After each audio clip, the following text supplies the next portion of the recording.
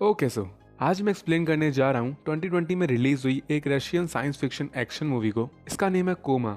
हाँ, वही कोमा जिसमें ह्यूमन माइंड एक अनकॉन्शियस स्टेट में चला जाता है लॉन्ग टर्म के लिए। तो यहाँ एक क्वेश्चन आता है कि आखिर कोमा के स्टेज में ह्यूमन माइंड, उसका ब्रेन एग्जैक्टली क्या सोच रहा होता है, माइंड में आखिर क्या चल रहा होता है। तो डायरेक्टर ने इसी क्वेश्चन को उठा के उसमें अपनी इमेजिनेशन का छौका लगा के इस मूवी को बना दिया। और अगर पहले रिव्यू की बात करें तो हाँ, मूवी की स्टोरी अच्छी है, वीएफएक्स भी ठीक ठाक हैं, overall one time watch movie तो है। And as you all know I love Russian movies.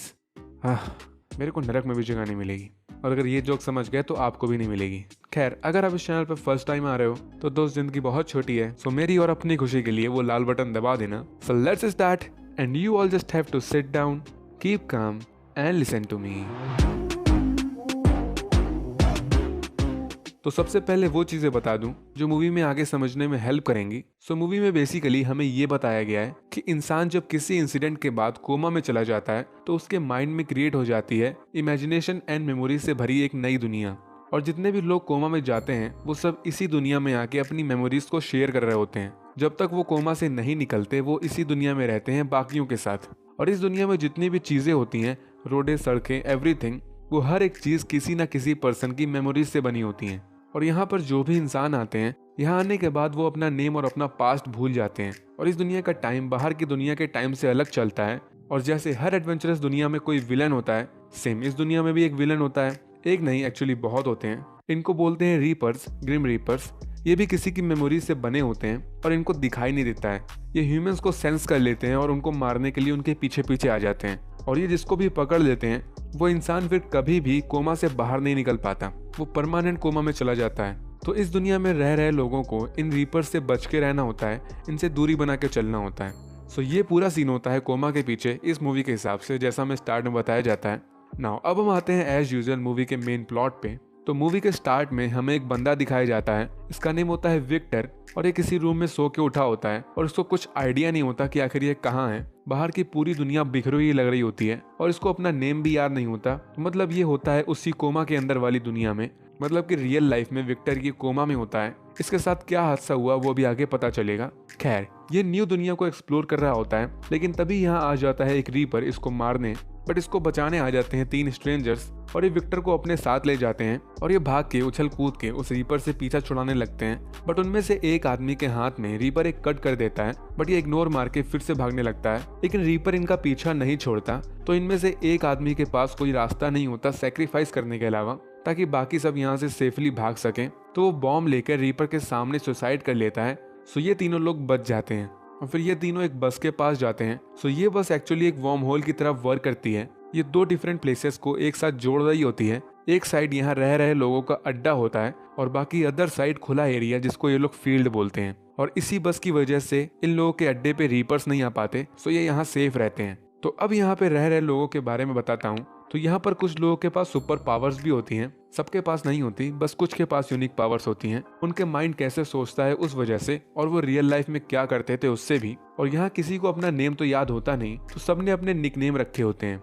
ये होता है फैंटम, यहाँ का लीडर। इसके पास सुपर स्ट्रेंथ होती है। ये होती है फ्लाई, ये हीलर होती है, ये लोगों की वुंड्स को हील कर देती है। ये होती है स्पिरिट, इसको पता चल जाता है अपने सेंस से जब कोई रीपर इनके आसपास आ रहा होता है। और ऐसे ही कुछ और लोग भी होते हैं पावर्स के साथ। और यहाँ इन सबका बॉस होता है फैंटम का भी गॉडफादर, इसका नेम है येन। ये इस कोमा की दुनिया में सबसे पहले आया होता है, इसलिए इसको सबसे ज्यादा नॉलेज होती है इस दुनिया की। और इसका कहना होता है कि कोमा की दुनिया में एक छुपा हुआ आइलैंड है जहाँ कोई रीपर नहीं आ सकता, बट इनको वो ढूंढना होता है। खैर, यहाँ जो जो लोग रहते हैं सबके अपने पर्सनल रूम होते हैं और सबके रूम में एक डोर होता है, एक दूसरी दुनिया में जाने का डोर। सो वो होती है ड्रीम्स की दुनिया। मगर वहाँ पर किसी का जाना अलाउ नहीं होता, या ने सबको मना करके रखा होता है, क्योंकि वहाँ पर जो भी जाता है वो भटक जाता है, कभी वापस नहीं आ पाता। और फैंटम की यहाँ पहले दिन ही नोकझोंक हो जाती है, लड़की का चक्कर बाबू भैया। क्योंकि फैंटम का कहना होता है विक्टर से कि फ्लाई इसकी बंदी है, तो तुम फ्लाई से थोड़ा दूर रहना। लेकिन फ्लाई ने पहले ही विक्टर को बता दिया होता है कि ये फैंटम को पसंद नहीं करती, इन दोनों के बीच कुछ नहीं है। सो विक्टर यही बात फैंटम को बोल देता है, तो इसलिए फैंटम को गुस्सा आ जाता है और फिर ये विक्टर को लेकर बाहर आ जाता है, क्योंकि अब टाइम होता है ये देखने का कि विक्टर के पास भी कोई सुपर पावर है कि नहीं। और यन के हिसाब से विक्टर एक स्पेशल बंदा होता है। सो फैंटम यहाँ विक्टर को बताने लगता है कि सुपर पावर निकालने के लिए लोगों को अपने आप को डेंजर में डालना होता है, तभी उनके अंदर का ज्वाला फट के बाहर आता है।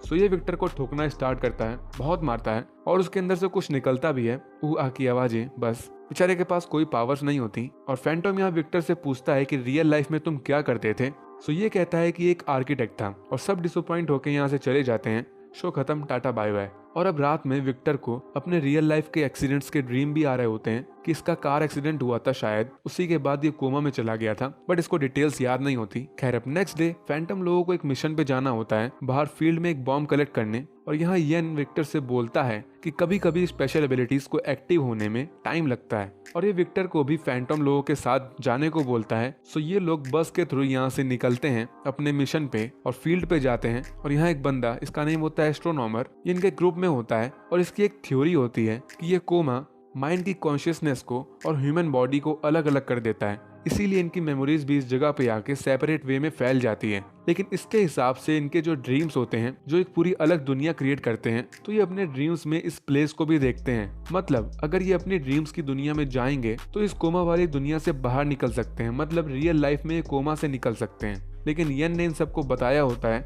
कि उस ड्रीम्स वाली दुनिया में जाके हर कोई भटक जाता है और फिर हमेशा के लिए कोमा में रह जाता है, इसलिए उसके अंदर कोई कभी नहीं जाता। खैर बैक टू द स्टोरी, ये सब मिशन पे जाते हैं। वहाँ एक सबमरीन से इनको एक बॉम्ब लेना होता है, मगर वहाँ कुछ गार्ड्स होते हैं। ये गार्ड्स कोमा वाले ह्यूमंस नहीं होते, ये किसी की मेमोरीज से बने होते हैं और ये स्ट्रेंजर्स को देख के उन पे शूट करते हैं। इसीलिए यहाँ पहले थोड़ी फाइट होती है, अच्छा खासा एक्शन देखने को मिलता है और ये सभी गार्ड्स को मार देते हैं और घायल हुए मेंबर्स को फ्लाई हील कर देती है। और फिर ये पहुंचते हैं सबमरीन के पास और सभी अपने काम पे लग जाते हैं। लेकिन तभी स्पिरिट को एहसास हो जाता है कि रीपर्स यहाँ आ रहे हैं और वो एक्चुअली में यहाँ आ रहे होते हैं, बट दो लोग सबमरीन के पास फंस जाते हैं और फैंटम लिटरली उन दोनों को छोड़ के यहाँ से भागने का ऑर्डर दे देता है। बट विक्टर हार नहीं मानता, सो ये देख के इसकी वजह से कोई नहीं भागता और यहाँ विक्टर फाइनली अपनी सुपर पावर्स को एक्टिवेट कर लेता है। ये रियल लाइफ में आर्किटेक्ट था, तो ये अपने माइंड से चीजें बिल्ड कर लेता है। यहाँ पर ये एक स्लाइडर जैसी कुछ चीज बनाता है जिससे बॉम्ब जल्दी से नीचे आ जाता है और ये सब यहाँ से सही सलामत निकल जाते हैं, कोई नहीं मरता। और अब विक्टर की पावर देख के सब इम्प्रेस हो जाते हैं, बाहुबली बाहुबली करने लगते हैं। और ये देख फैंटम की काफी जल रही होती है। Victor 1 Phantom 0। खैर ये यहाँ एक आइडिया निकालता है। ये विक्टर से बोलता है कि इसको पता था कि तुम स्पेशल थे और तुम ही हमारे लिए अपनी पावर्स का यूज करके वो पूरा आइलैंड क्रिएट करोगे जो ये लोग ढूंढ रहे थे। इन सभी लोगों के लिए एक सेफ प्लेस होगी क्योंकि यहाँ सब चीज मेमोरीज पे बनी होती हैं। इवन वो रीपर्स भी किसी की मेमोरीज से बने होते हैं। बट जब विक्टर वो आइलैंड क्रिएट करेगा तो वो किसी की मेमोरी पे क्रिएट नहीं होगा, वो विक्टर की खुद की इमेजिनेशन पे क्रिएट होगा। सो वहाँ रीपर्स आ ही नहीं पाएंगे और सब सेफ रहेंगे। और विक्टर इस काम के लिए रेडी हो जाता है और ये नेक्स्ट मॉर्निंग से इस काम को शुरू करने का प्लान करता है और ये फैंटम को लीडर से हटा के एस्ट्रोनॉमर को लीडर बना देता है। Astronomer 1 Phantom 0। और अब रात में फ्लाई हेल्प करती है विक्टर को उसकी पावर्स को और अच्छे से यूज करने में और ये दोनों एक दूसरे को लाइक करने लगते हैं और काफी ज्यादा क्लोज हो जाते हैं। और ये फैंटम भी देख लेता है विक्टर 1 एंड फैंटम -इन्फिनिटी।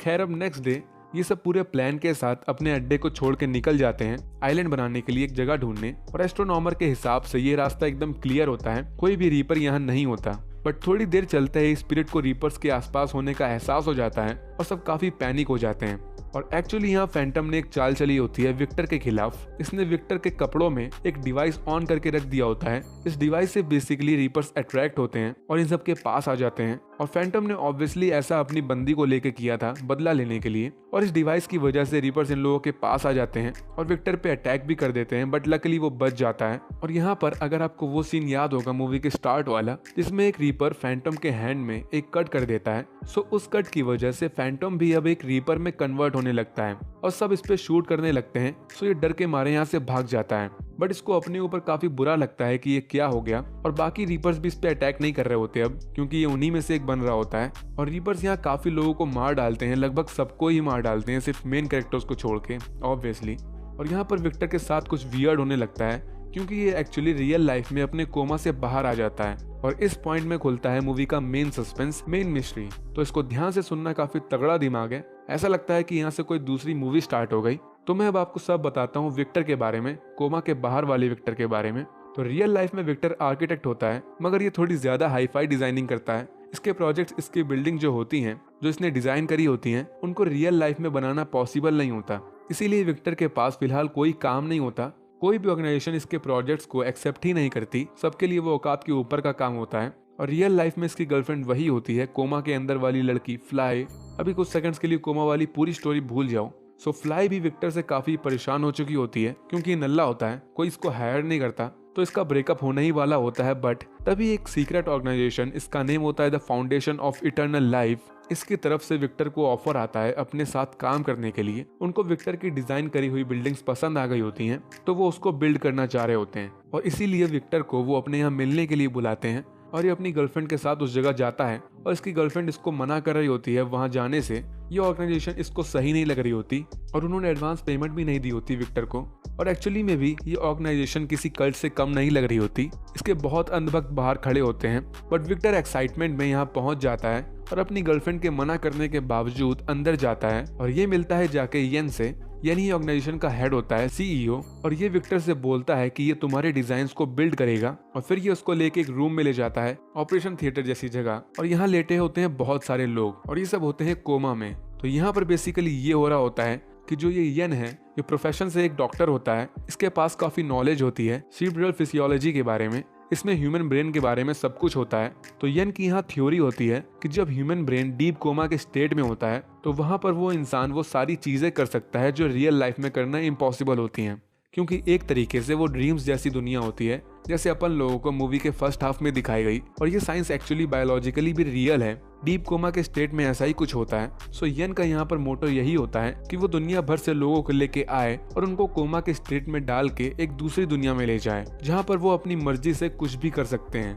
इसीलिए इसने एक कल्ट जैसा बनाया होता है कि इसके एक इशारे करते ही लोग अपनी मर्जी से इस कोमा के स्टेज में आने के लिए राजी हो जाएंगे। और इसीलिए ये रियल लाइफ वाली दुनिया से ऐसे टैलेंटेड लोगों को इकट्ठा कर रहा होता है जो उस कोमा के अंदर वाली दुनिया में अपनी क्रिएटिव इमेजिनेशन से जहर जहर चीजें बिल्ड कर सकें। और बाकी जो लोग यहाँ लेटे होते हैं कोमा के स्टेट में, वो सब वही कोमा के अंदर वाली दुनिया के लोग होते हैं, फैंटम स्पिरिट यही सब। और इसीलिए इसने विक्टर को बुलाया होता है, क्योंकि ये रियल लाइफ में अपनी बिल्डिंग्स को तो क्रिएट नहीं कर पाएगा, लेकिन कोमा के अंदर वाली लाइफ में कुछ भी बिल्ड कर सकता है। लेकिन विक्टर इस आइडिया से खुश नहीं होता, क्योंकि खुद सोचो, रियल लाइफ छोड़ के अपनी ड्रीम्स की दुनिया में अपनी लाइफ कंटिन्यू करें तो काफी क्रीपी और काफी वियर्ड है ये चीज। हालांकि फ्यूचर का कोई भरोसा नहीं, आगे जाके ये पॉसिबल भी हो सकता है। खैर, ये लोग विक्टर से जबरदस्ती करने लगते हैं, लेकिन ये यहाँ से भाग जाता है और अपनी गर्लफ्रेंड के साथ कार में बैठ के निकल ही रहा होता है। बट तभी इनका एक्सीडेंट हो जाता है, और यही एक्सीडेंट था जिसके ग्लिम्स कोमा के अंदर वाली लाइफ में विक्टर को आ रहे थे। सो ऑर्गेनाइजेशन के लोग इन दोनों को अपने साथ उठा के उसी रूम में ले जाते हैं और इनको डीप कोमा के स्टेट में भेज देते हैं।